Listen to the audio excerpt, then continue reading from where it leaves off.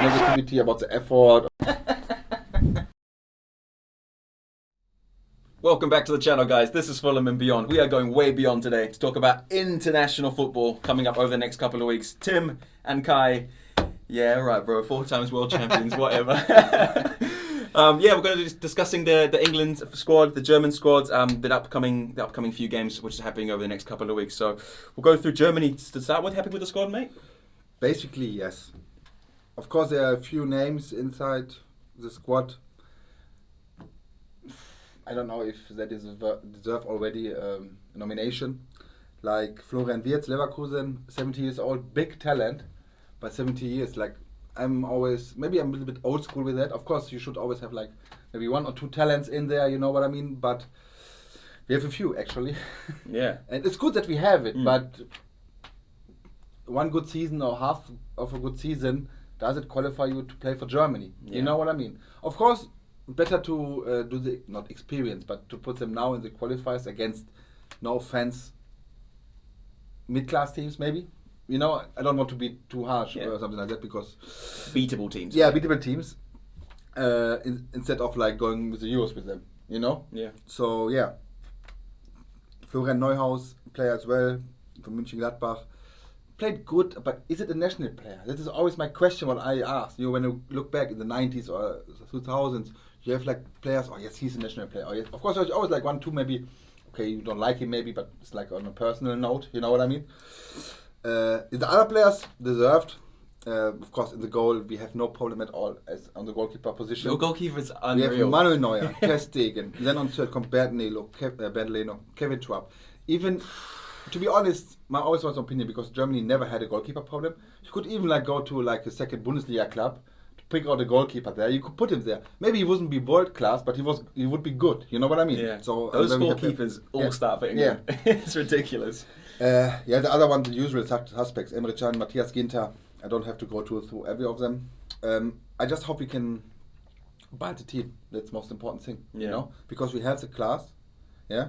Even if I'm still want Thomas Müller back in the squad. Yeah. It's not about Hummels or Boateng. You know what I mean? What was discussable as well. But Thomas Müller right now, he's in a very, very good shape. And when you can put him, even he would sit on the bench. He wouldn't be the player who would say, no, you don't wanted me like a year ago. Why should I go now? Because he would say, yes, of course I do it. Because it's the national team.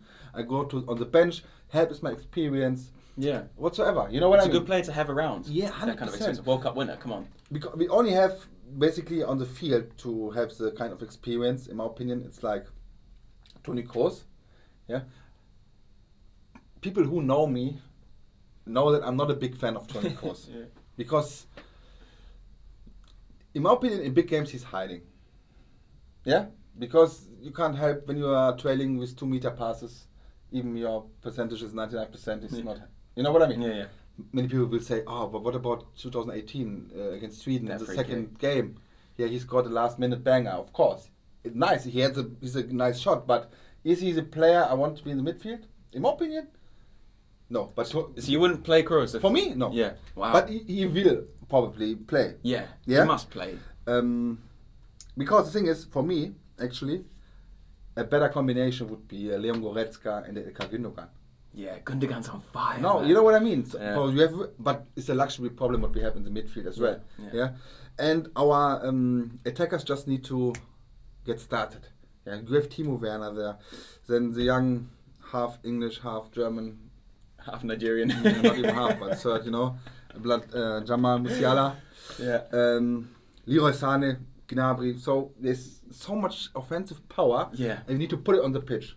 Is it balanced though, your team? Like, do you have defense is quite balanced as well compared to the attack? This is the weak point. But to be honest, in the form of Antonio Rüdigers right now, Lukas Klostermann, Robin Gosens from Atalanta Bergamo, Emre Can as well, you can put a decent defensive line there. Yeah, definitely. And the other thing is, it's a little bit maybe cliche. You say cliche? Cliche. But shoot more goals than you concede, you win the games. Yeah. And we have the firepower to shoot enough goals every game. It's not cliche, it's just facts, man. Yeah, but we just, no, but to say it, you know what I mean? That of course sounds easy, but we have the firepower on the front to just do it. You know what I mean? Yeah. Of course, some people would say offensive wins games, defense wins championships. Yeah. No, but when you see, in my opinion, you should always go for a win, like a proper win. You know what I mean? And we have the class and the firepower. Yeah, I'm looking forward to the World Cup qualification matches just to see where the team is, because our recent results were embarrassing, to be fair. It's not about World Cup wasn't good. It's not about the World Cup, actually.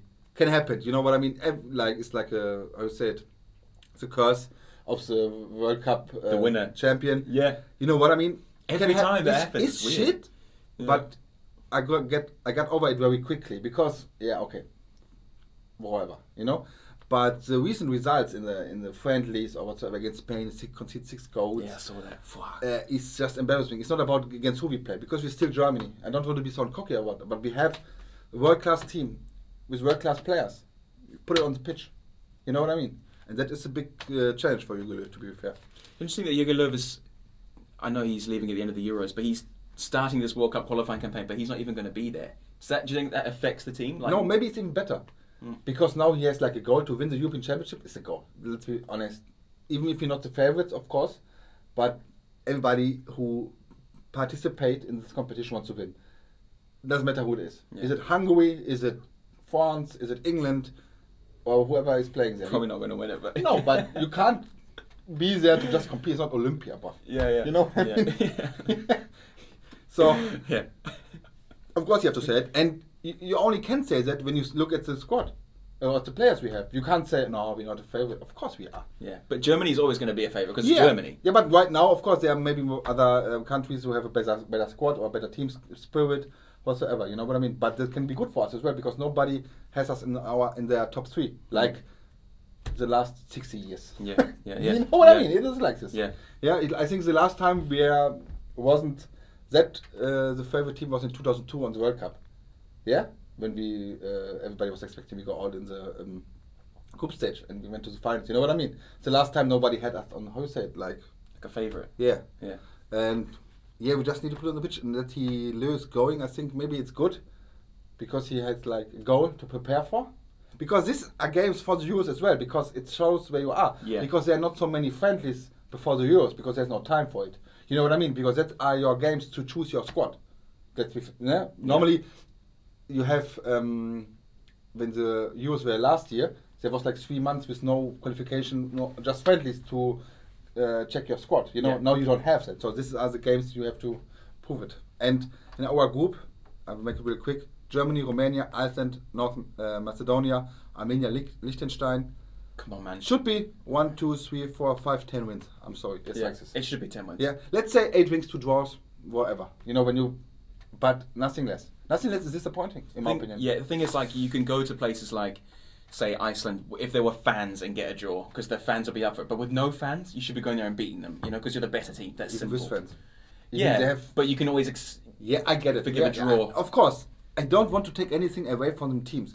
You know what I mean? Everybody has the right to be there. Everybody has to, of course, the right is the qualification, but can play good football. There are no small countries like 20 years ago or 30 years ago. There were like, some would consider it's a small country. It's not really, you know what I mean? But now, football is different. Everything can happen. I get it. But with the strength of our core squad, we're the favorites to win this group. Of course, No, I don't want to be. Oh no, we are not. I hate these people. Oh, we are not the Germany we was anymore.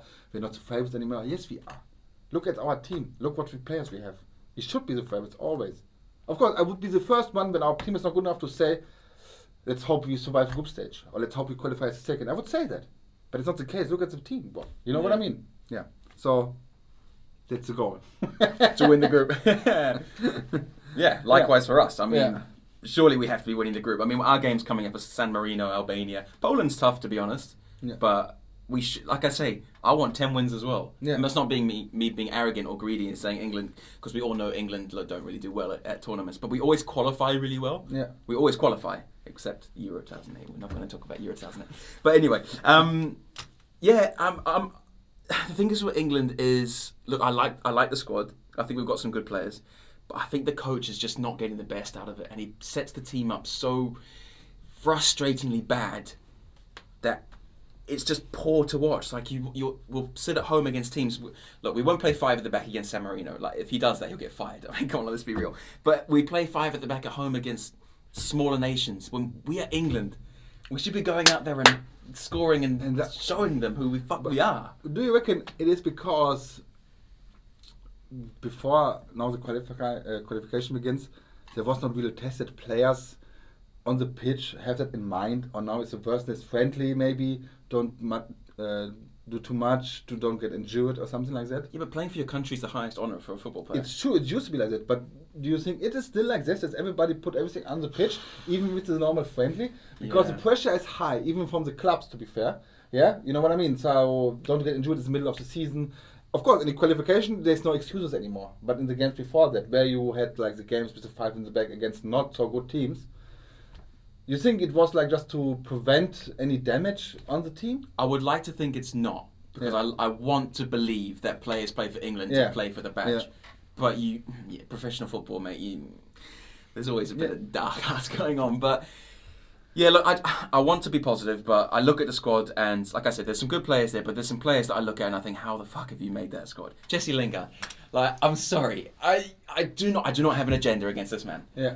Because like, even when we were talking about like earlier in the video, like Fulham vs West Ham ages ago, we were saying like Jesse Lingard's a banter player. I was saying so. Yeah. Jesse Lingard is a banter player, but I mean, come on, he hasn't played professional football for 6 months. Plays 5 games for West Ham. 3 of them were decent. He scored a couple of goals. Fulham against us, he was anonymous.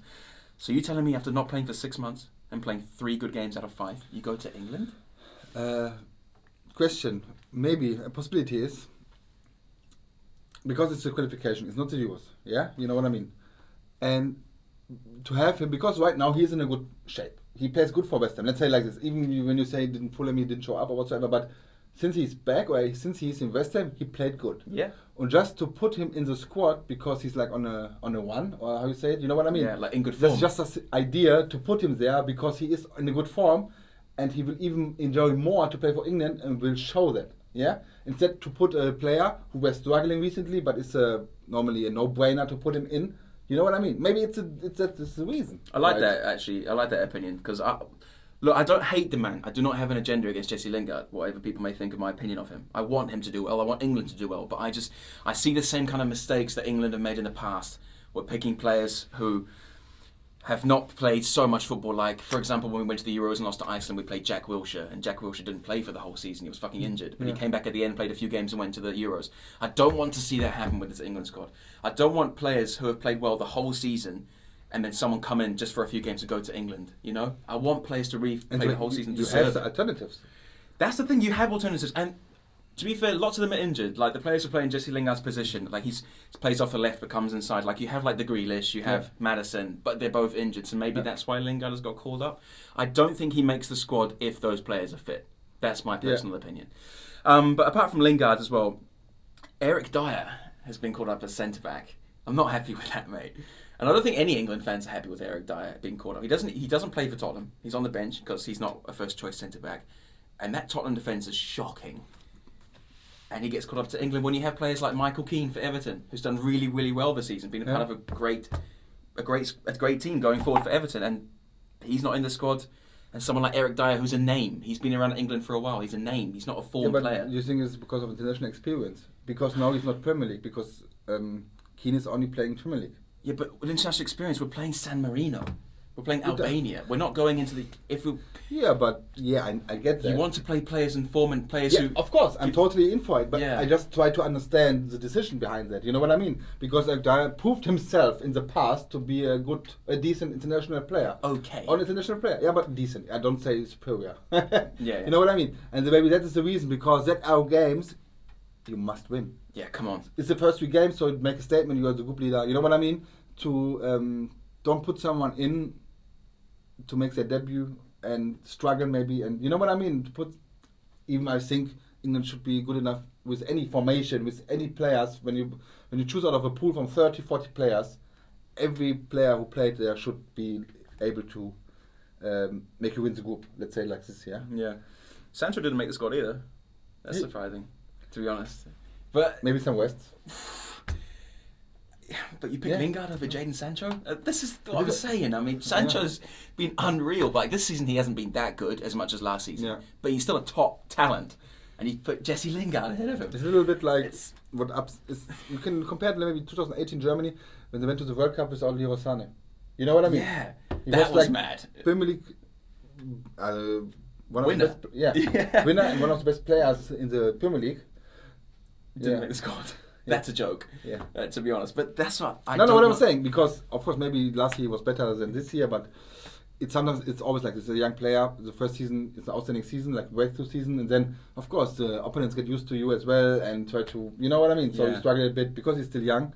Yeah, but he don't have to justify the decisions because he sees something what we don't see. I don't know what the reason is, but I have the same problem in Germany as well because some players, I don't know what they're doing to be in the squad. Yeah. The thing I'm most excited for England is the goalkeeping situation, which is really rare for England fans to say because our goalkeeping situation is always horrendous. But with Pickford being injured for this, I really hope this is a chance, finally, for one of these goalkeepers to become the England number one. Because in my opinion, Pickford is not good enough. He's not good enough for England number one.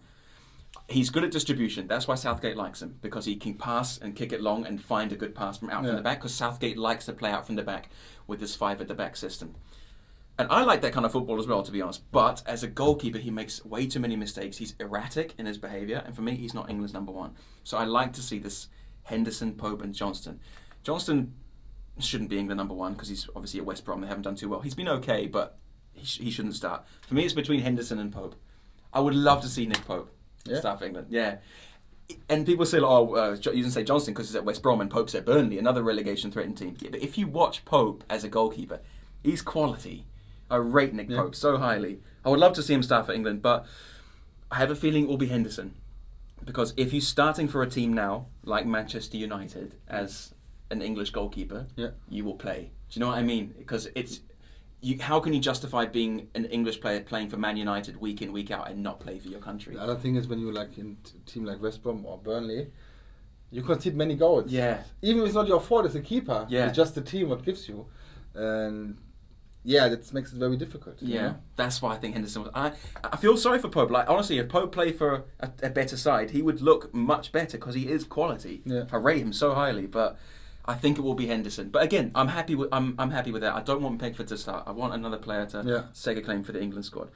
But yeah, look, I'm optimistic for the games. Obviously, home to San Marino. I mean, I don't want to be arrogant, but it should be 6, 7, 8-0. I mean. Come on, man! This is England against San Marino. You play against chefs and electricians and stuff. Literally, you know what I mean? Plumbers and stuff. But like this is that. the hardest game, to be fair. I don't want to, make them better than they are. But these are the games you lose everything. Yeah. You know what I mean? When you win 2-0, of course you're glad you win, but you think, how can we not shoot 5, 6, 7 goals? You know what I mean? Yeah. Yeah. But the real challenge will come with Albania because even they don't have big names in their squad. They're a team, they're very passionate to play for their country. Eastern and European teams. They want to play in the World Cup, you know what I mean? Yeah. It's like, especially Albania, you know what I mean? And Poland, of course, without Lewandowski apparently. Yeah. But I understand the decision because Thank you have God to for that. quarantine after the games, and then München says it's not possible. Yeah. But these are the real tests, yeah? In Germany, we have the test against Iceland, I would say. Romania, it's unpredictable. Yeah, it's like Albania away from home. It can be tough because they're pushing for a World Cup place. Yeah, so let's see. I hope, of course, that we both will qualify for the World Cup, and then we we should boycott it, but we will go to Qatar. I would probably love that. That would be nice. No? And the journey starts here, mate. Yeah, first game qualifying. Of course, you will get live coverage if it's allowed. I don't know if they block Instagram. Oh God, no, but it's a plan. Let's say like this. But we should both qualify for this World Cup. Yeah. That's about it, really. Yeah, I think we back on Thursday maybe after the first games. Yeah. Yeah. Just talk about it. The England game is actually on Thursday against Then San on Marino. Friday, 25th, no? 25th. So Germany as well. So on Friday then. Yeah, probably. You can watch it and talk about it next day. See how England got on against some plumbers from San Marino. Yeah, and then we talk about the games. Then we know maybe a formation what we will see in the upcoming games as well, and we make it then what you guys know from our Fulham preview thing with our national teams till the break is over. Yeah, let us know as well if you want to see any other national teams as well. Like, happy to discuss like France or another team, to see if they're doing well or what kind of players they have as well. France, I mean, it's world class all over the place, to be honest. So so send us send us a message on Instagram if you want us to cover your team. We're more than happy to do it. Yes. So from myself, from Kai, come on England, right? Come on Germany. Los Deutschland. Yeah. Catch you in the next one. Hey guys, it's me Kai and Tim from Fulham and Beyond. Thank you for watching our video, and if you like what you see, maybe you want to subscribe and put the notifications on so you can see more of our content, and we always appreciate a like as well. Yeah, definitely. If you do have any topics that you'd like us to discuss as well, feel free to send us a message on Instagram or comment on our YouTube channel. We'll put the link to the Instagram in the description below. Thanks so much. Thank you.